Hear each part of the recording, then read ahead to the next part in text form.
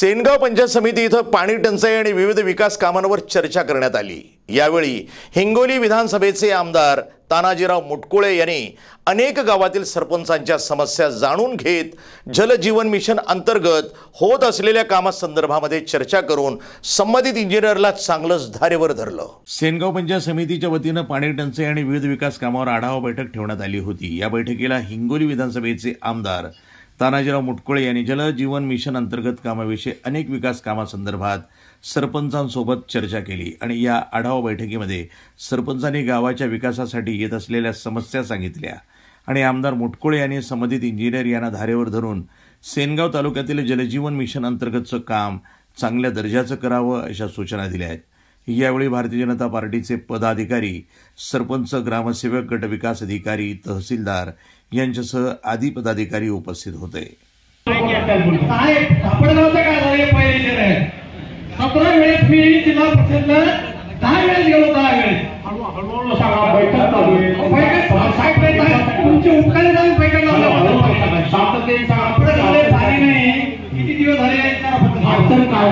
अडचण टाकी पण नाही दिली, पाईपलाईन सगळी जुनी खेळाचा काढल्या, कधी इंजिनियर आला काय केलं बाबा कोणतं कंट्रक्शन कोणतं सांगा बरं, आम्हाला काही माहित नाही। जसं तुमच्याकडे आल्यानंतर तुम्हाला उडवून उत्तर देता आम्हाला काय करायचं म्हणजे तुमची शेड्यूल झाल्यासारखे टाकीची जागा मिळेल तर ते मिळाली जागा आता काम चालू आहे।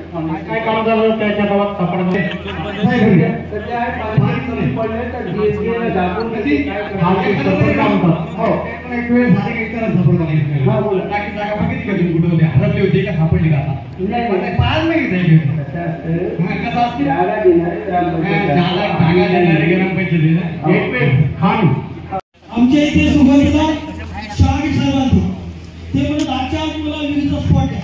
मी स्वतः माझ्या शेतात विहिरीचा स्पॉट घेतला, परंतु त्या शेतात 100% पाणी कमी होतं।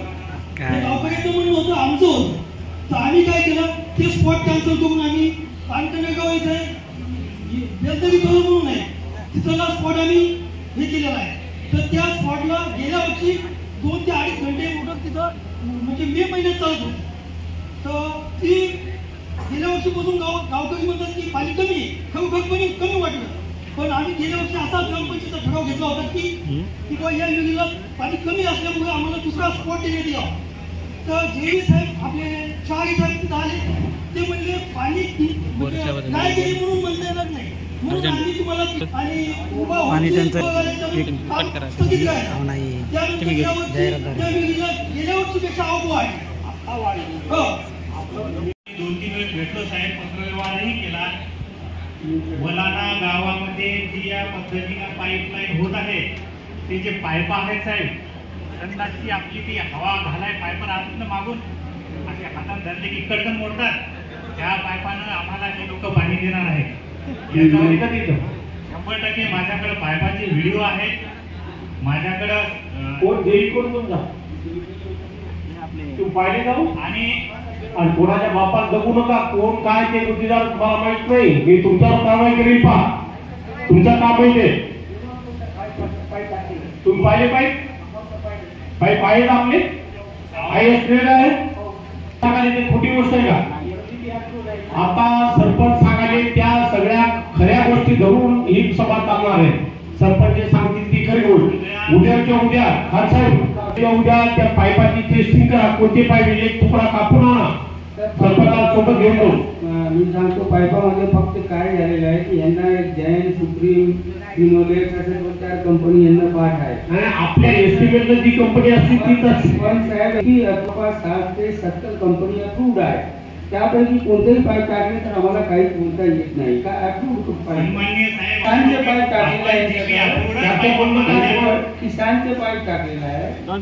आपण जीपी अप्रूव्ड जे पाईप आहेत तेच आम्हाला द्या, पण जर प्रात्यक्षिकरित्या ते जर पाईप आमच्या हाताने असे जर कडकन मोडत असतील तर त्या पाईपाची 20 वर्ष लाईफ आहे का हे उत्तर द्या।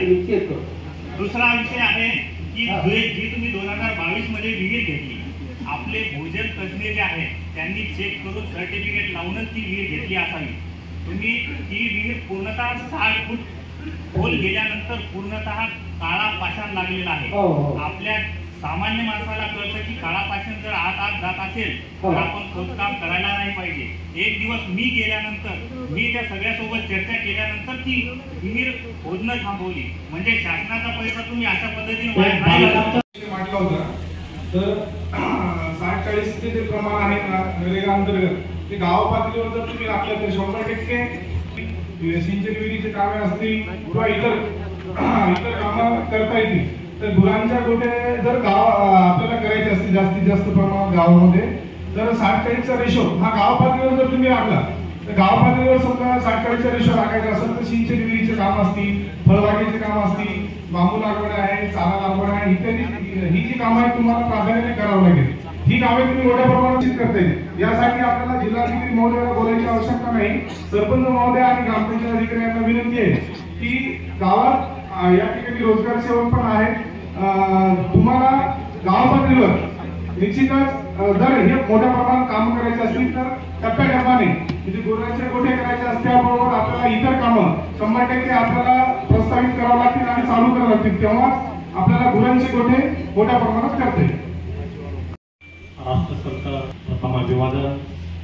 आजच्या या बैठकीसाठी उपस्थित आमचे ज्येष्ठ नेते के शिंदे साहेब, आपले तहसीलदार, आपले BDO, त्याचबरोबर executive engineer, Zilla Parishad, deputy engineer,